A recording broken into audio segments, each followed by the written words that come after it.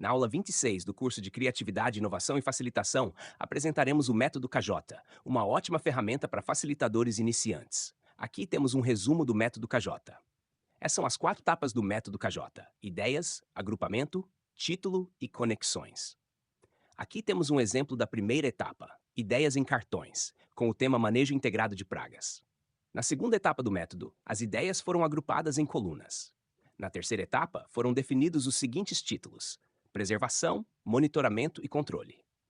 Na quarta etapa, foi realizada a correlação ou ordenação dos grupos. Em primeiro, preservação; em segundo, monitoramento; e em terceiro, controle.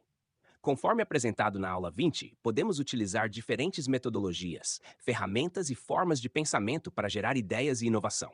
O método KJ não segue uma metodologia específica. Ele é geralmente conduzido com base em apenas uma pergunta ou questão.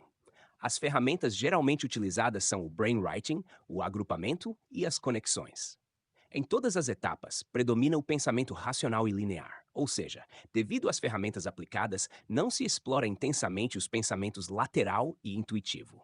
Apesar das limitações do método KJ em termos de metodologia e formas de pensamento, ele gera resultados. É simples e ótimo para facilitadores iniciantes. Caso queira aumentar a diversidade de ideias, sugerimos a formação de subgrupos. Encerramos a aula 26 do curso de Criatividade, Inovação e Facilitação. Nesta aula, apresentamos o método KJ. Em nossa percepção e experiência, este é o método mais aplicado em workshops, e não faltam motivos para isso. Ele gera resultados, é simples e intuitivo, e não exige um facilitador com experiência avançada.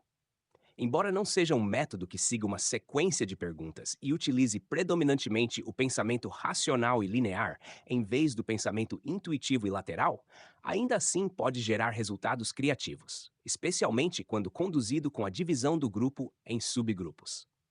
Até a próxima aula.